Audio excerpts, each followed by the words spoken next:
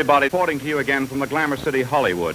Yeah, I mean, hardtech, I think, is having its moment. We think that the dearth of funding, the limited number of players that are in the space, and the deeper engagement with industry is creating opportunity and white space for a tremendous amount of growth. And then again, overlay the greater level of access to creating smart, very powerful devices that can be at the edge or in the palm of your hand, is unleashing a whole new wave of innovation that couldn't have happened 10 years ago.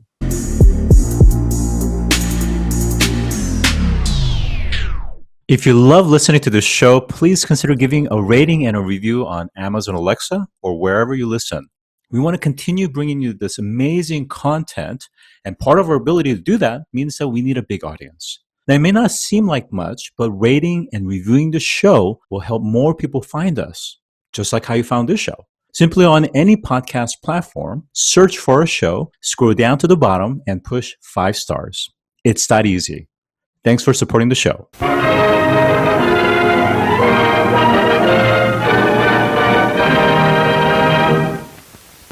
Today, I'm joined by Haven Allen, CEO and co-founder of mHUB and managing partner of the mHUB Product Impact Fund. Welcome to the show today.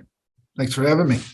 So what is mHUB and how is it accelerating the commercialization of physical product innovation? Yeah, mHUB is a hardtech innovation center located here in Chicago, where we provide startups and manufacturers access to equipment, networks, programs, resources, and investment, all focused on innovating and commercializing around hardtech. You know, we're just about a 6-year-old organization. And in our short period of time, we've supported almost 500 startups that have gone on to attract over $1.4 billion in investment and generate nearly $1 billion in revenue. So why mHUB? Why did you decide to start this some 6 years ago or so? So yeah, mHUB was launched by the manufacturing industry, really looking at how you lower costs and barriers of entry and create sort of a central place-based asset where people can come around and innovate, network, invest, all focused on building medical devices, climate and energy technologies, a lot of smart and sustainable manufacturing technologies, as well as ag and transportation.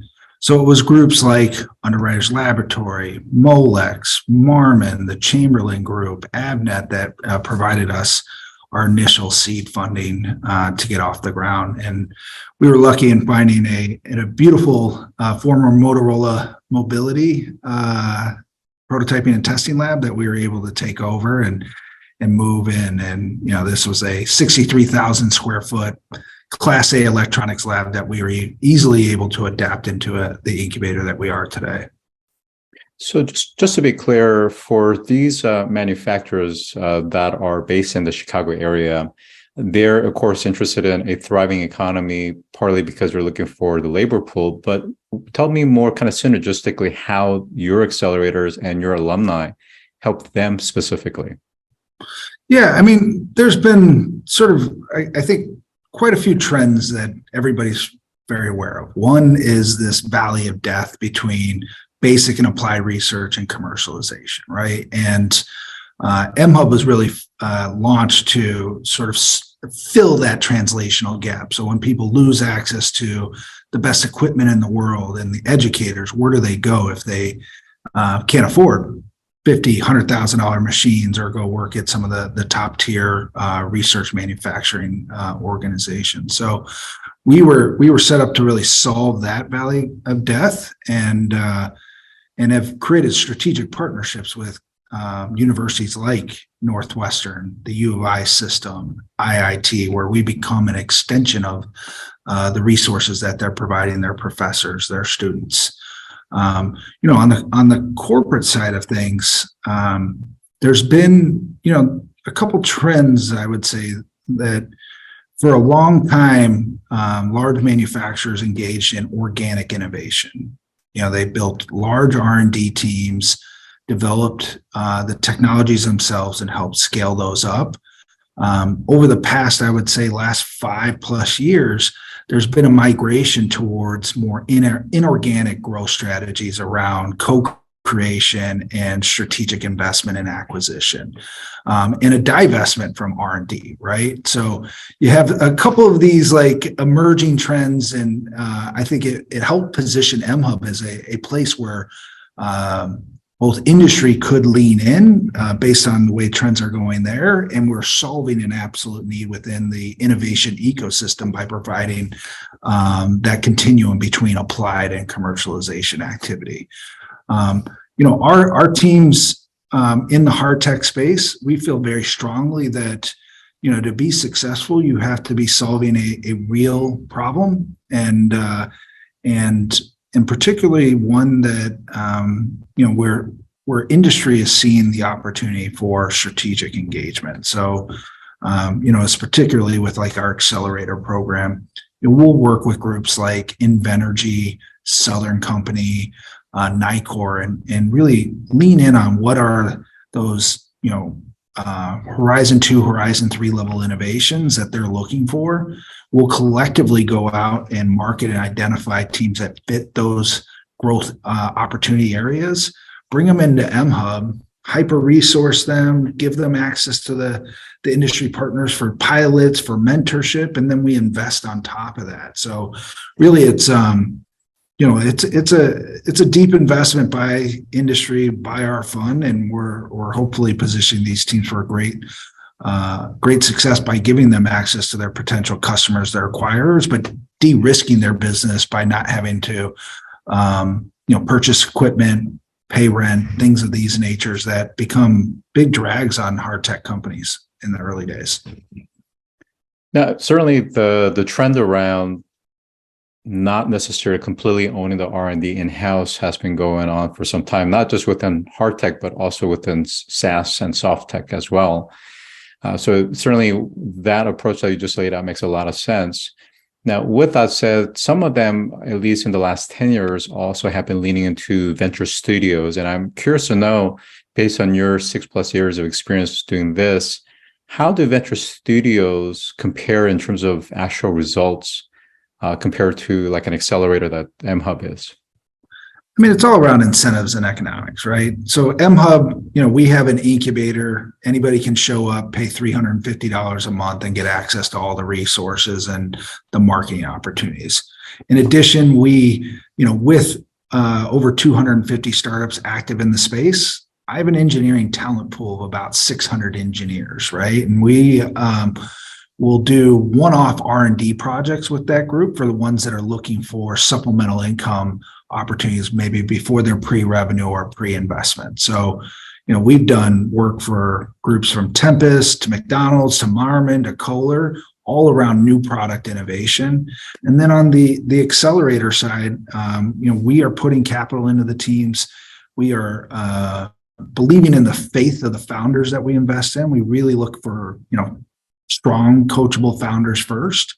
And we understand when we select a team that they're solving a need that our industry partners have. So we can make a strong connection point there.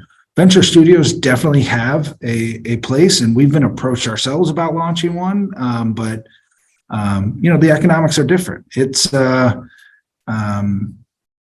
those are where you maybe have a technology, but you have to build the team, right? And the incentive structure for a corporate, generally they have to give up somewhere 80 to 60% ownership in their company or that intellectual property in order to create the proper incentive structure for a venture studio to be able to commercialize, attract investment, and attract a founding team around it.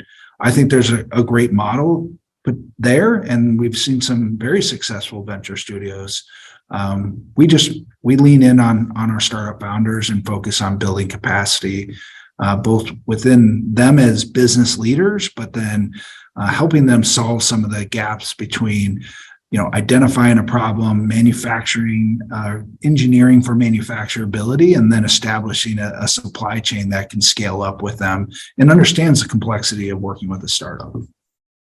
Now, there are, of course, other hard tech accelerators like Hex and some Techstars that are more focused on the deep tech side as well. So why are some of the startups choosing mHUB over some of these others?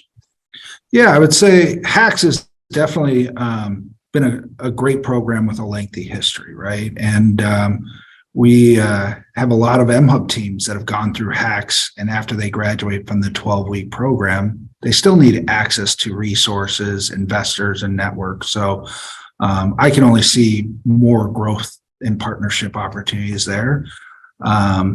It's they have a great program. It's a little bit more opportunistic focus versus market opportunity focus, if that makes sense, where we're aligning industry needs and getting them at the table from the get-go. And then Techstars, I applaud them in moving into deep tech. I think their portfolio is still sub 5% investment if you have a physical product. So it's an area that they're growing. And when you look at venture capital markets right now, the areas that haven't had the contraction are things like climate energy, med devices, smart and sustainable manufacturing. We're not growing, but we're not seeing the 20, 30, 40% declines in funding that some of the SaaS and software-based businesses are experiencing right now. Let's talk about geography. Yeah. I mean, not too long ago, I've had someone from the Atlanta Technology Association on, and of course, in that region, there's a lot of growth around lithium mining, battery manufacturing, and so forth. Why Chicago? Recognizing that it has very diversified manufacturing economy, like you mentioned, I think 12,000 manufacturers that employs about a little bit less than 600,000 people. Right. Yeah, I mean, the Chicago metropolitan statistical area is the second largest manufacturing economy in our country, and it's if you take the Midwest as a whole, you're talking top 4 manufacturing economy in the world. So, tremendous amount of supply chain, tremendous amount of potential customers here in this space. When you look at things like lithium, generally, my viewpoint is if you're building a manufacturing facility, you should be near where your raw materials are. That's why Tesla's in Reno, right? There's a huge lithium mine there. When you're looking at things like talent and intellectual property, though, you can't beat what is happening here in the Midwest, with Argonne National Labs being literally the national lab for battery technology. The amount of intellectual property and human capital that's here. And then you match that with groups like Northwestern that are leaders in material science, and U of I, which is top 2 computer science program. Like the talent's here, the industry's here, and intellectual property is being created by just some tremendous institutions. So on climate energy, I'm definitely bullish in this area between Fermilab and Argonne, but mHUB ourselves, we work very closely with Oak Ridge National Lab in Tennessee. We have partnerships with Lawrence Technical University in Michigan. So it's more Midwest than Chicago focused. Our portfolio maybe is 25% Illinois. The rest is from all over the country and the world.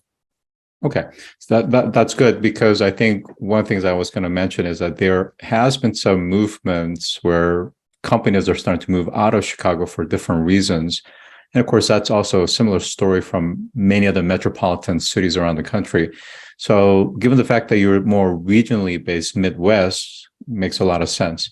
Let's talk about hardtech. Hardtech, what is hardtech, first of all, for those that are listening? And why is it especially harder relative to, let's say, SaaS, for instance? Yeah, I mean, for hard tech, I mean, it's anything that is infusing the physical and digital world. So think smart devices. I think there's if you rewound the clock 10 years ago, the ability to have access to, energy storage, cloud computing in the palm of your hand, 5G technology, like these didn't exist. If you wanted access to certain semiconductors and microchips, like you didn't get access, or the price point wasn't at a point where you could create a competitive product, right? There's been a lot of greater level of accessibility created. Places like mHUB and hacks that have helped fill some of the investment void and giving access to resources. So yeah, I mean, hard tech, I think, is having its its moment. Why you may want to be in a SaaS-based company, it's all around, marginal cost of a product, right? You can turn on an infinite growth model with a software-based company, and without really increasing your marginal cost. Maybe there's server costs, but the individual unit, there is no cog necessarily to produce a product. We think that the dearth of funding, the limited number of players that are in the space, and the deeper engagement with industry is creating opportunity and white space for a tremendous amount of growth. And then again, overlay the greater level of access to creating smart, very powerful devices that can be at the edge or in the palm of your hand, is unleashing a whole new wave of innovation that couldn't have happened 10 years ago. So how do we respond, or how would you respond actually to perhaps maybe VCs, but just broader investors who say that they like more capital efficient business models? And of course, many of them have converged to the likes of Web3, crypto, SaaS, fintech, you name it, right? And they have kind of historically shunned hard tech or deep tech. Yeah, I think that was definitely the trend the last 20 years. I think people, at least in our conversations with institutional investors and high net worth individuals, they do see opportunity in this space. They're trying to get educated. They see what's happening in, from Washington with passing things like the CHIPS and the Inflation Reduction Act, and the $2 trillion that are going into really turbocharging both manufacturing here, but our climate and energy economies. So I think things are changing. I think people are starting to appreciate the idea that you can create revenue and start a business. It's not forego revenue and then hope to turn on a high growth business. It's you can build as you go. And then with supply chains and just greater access, the risk profile is changing, and it's not the same as it was 5 years ago. Definitely not the same as it was 10 years ago.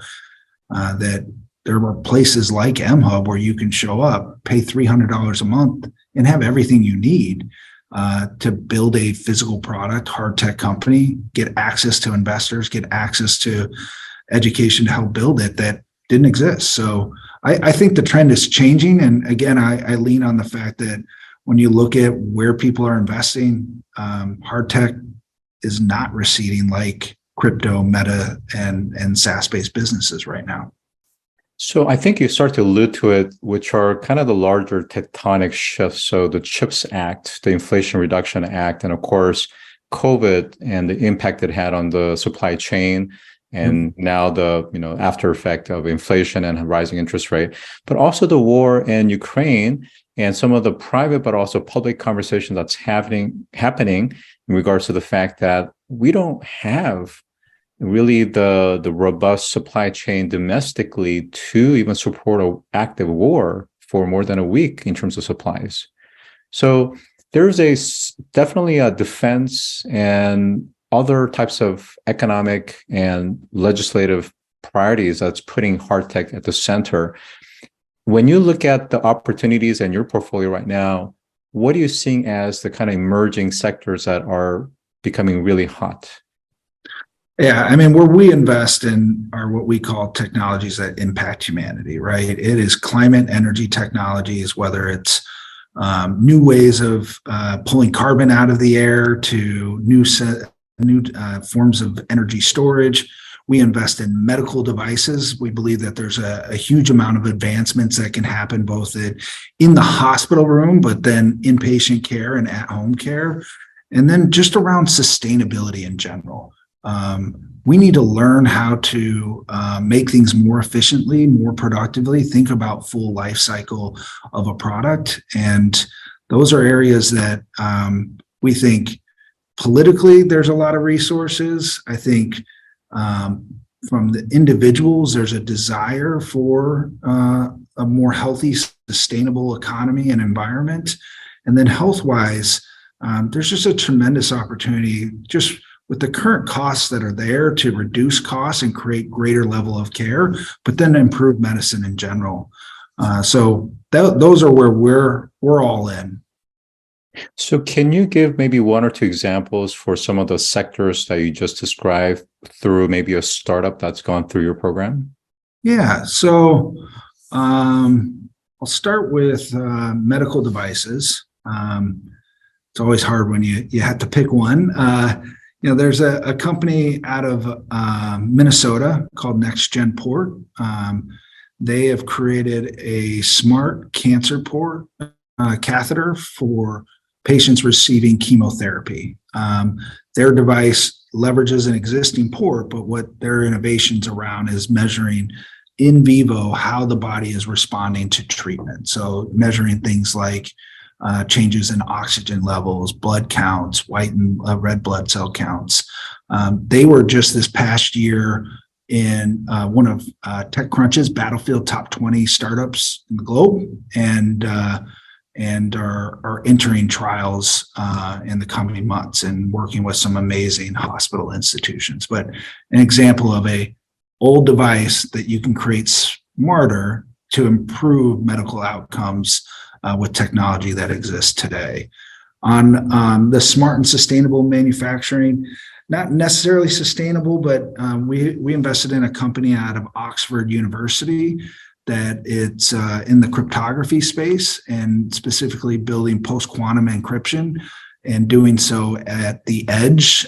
So think about securing things like electrical grid systems, water systems in a manufacturing facility, creating sort of a decentralized post-quantum encryption fortress around your operation.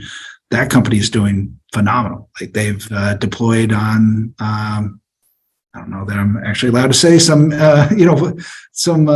countries' entire electrical systems, and are one of our huge growth opportunities. On the climate and energy, so let's go with Sandbox Carbon. So Sandbox Carbon, they are a carbon capture and sequestration company. Really looking at the problems associated with pulling carbon out of the air. It is an extremely energy intensive process. So you're almost producing as much carbon as what you're actually pulling out of the air, just in the means in which you extract it. They have developed a passive system that basically plugs into existing HVAC exhaust, and just the heat and air that's already being produced by a building passes over this mineral compound in which the carbon binds directly with the minerals, and then is able to be sequestered in the ground. So it doesn't take energy. It harvests already existing heat and existing energy to produce that passive carbon capture opportunity, which we're definitely looking at carbon capture as an area, and really how do you remove the energy density required to pull carbon out of the air. Mm-hmm. Great examples. Now, when it comes to hard tech, and again, it depends on the industry. So, for example, med tech and medical devices is going to be subject to maybe 510K or something like that. But in the case of, let's say, more semiconductor, or even just things that needs to scale to larger production, is that we've seen with crowdsourcing platforms how many have actually suffered. Some actually have had to go belly up and maybe not even be in a position to return capital back to their funders because of supply chain issues.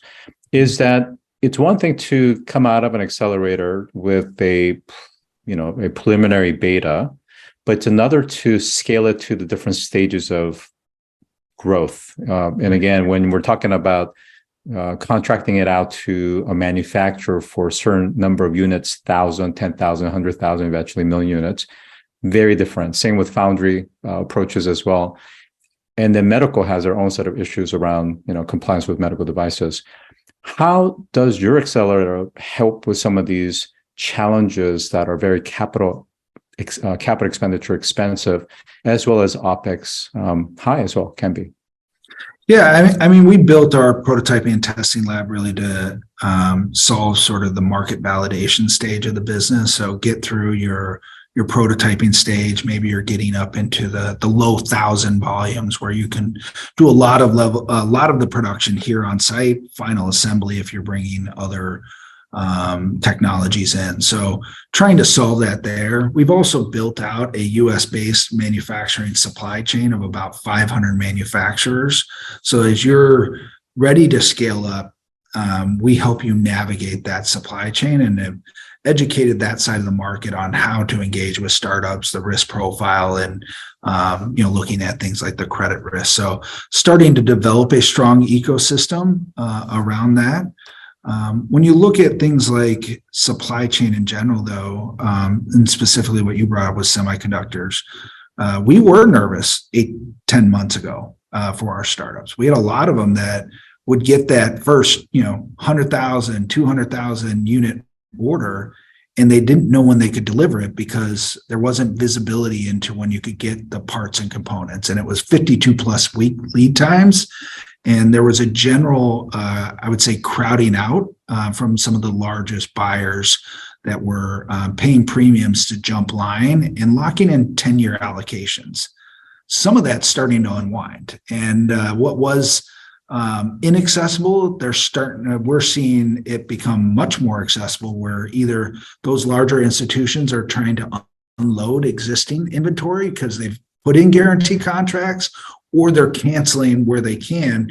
And so there was a ramp up of production and now a surplus of availability. So what was a concern 8 to 10 months ago is quickly receding for us. And we think that it will normalize and create a greater level of access in the long run as things like EV charging infrastructure or electrical vehicles, et cetera, continue to help underwrite the expansion of this type of manufacturing globally. So one of the bigger trends that I see is onshoring of manufacturing and more manufacturing capabilities. And we're just starting to see some of those certainly around the electrification of auto fleets, for instance. However, a few years ago, maybe a decade ago, there was a startup called Local Factory that was really intended to create micro factory capabilities in a decentralized fashion. So instead of having very large factory floors in a few spots across the country, you could effectively have additive 3D, which is a component of additive manufacturing, pretty much all over, so that you could in fact create one widget, but be able to pivot to support any other product and development that's needed. What are you seeing in terms of the agility and the flexibility to have that kind of manufacturing in terms of where we are as a readiness of as a country? I think when you're in that sort of low volume, there's a lot of opportunities that didn't exist 10 years ago. You look at Proto Labs, also in Minnesota. They recently bought a company that was here at mHUB called 3D Hubs that had created a distributed network of rapid 3D printing houses. It was one of our largest exits to date. It's minimum $280 million, maximum $320 million. There's some earnout that needs to happen in that.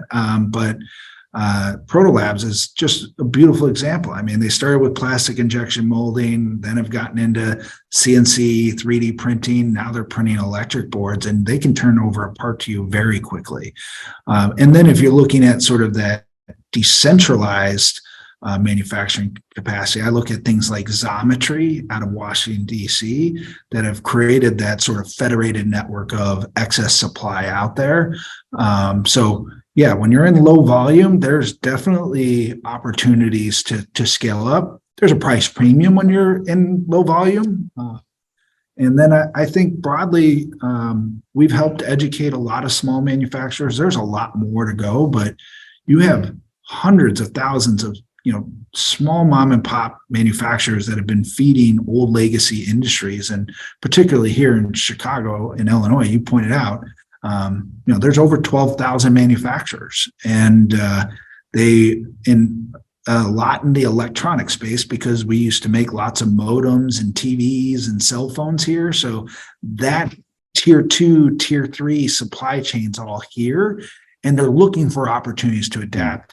Things like EV has been a huge opportunity. This hard tech space, there's a lot of jumping on it, and it's an area of strength here.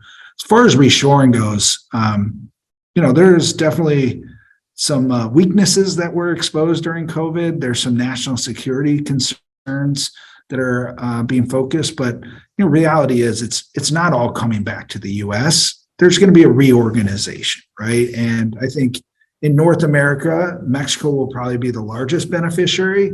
U.S. is definitely leaning in on manufacturing with their investments in the CHIPS Act, and it's both from a security standpoint, but it makes good economic sense. I mean, manufacturing, when you look at it from like an economic policy sense, has the largest job multiplier effect. It creates the largest money multiplier effect, and and ultimately there's just huge growth markets with clean energy, quantum computing, med devices, all sorts of things in ag space that these are emerging markets that no one has supply chains for that, if economies are focused, they can go after and create a real competitive advantage for themselves. And my final question to you is for those perhaps maybe in Silicon Valley, but let's say around the world that have been just really hyper-focused on generative AI, large language model, and thinks that investment has to be around these types of AI startups, what would be the message to them? Listen, I think there's room for both. And, what we're seeing with companies like platforms like ChatGPT. It's going to be tremendously disruptive. And I know I was just reviewing a startup out of the University of Chicago that's already created all sorts of business applications for it. So think, leveraging things like Excel and crunching large data sets and immediately creating infographics off of that without actually having to do any of the computations or writing the algorithms themselves. So very exciting technologies there. When you look at computer aided design or generated design, Autodesk is doing some tremendous things there, and definitely exciting to see how the computer thinks through different geometries that humans aren't currently designing around, but yet creates a sort of same level of efficacy, the same level of tolerances and strength that you need in a product, and can reduce a lot of manufacturing cost and material usage. So there's a tremendous opportunity at there. And then just taking it all the way to the edge as we can create stronger computer chips that don't consume the same level of electricity or energy. It's going to create more ability to do artificial intelligence right at the edge without bringing it back to any sort of central computing capacity. All right. So today I've been joined by Haven Allen, who is the CEO of mHUB. Thanks for joining today. No, thank you so much, Scott. And appreciate the opportunity to connect. If you've enjoyed this episode, take a moment to rate our show on any podcast platform that you listen to. Scroll down to the bottom and push 5 stars. It's that easy. And as always, thanks for listening.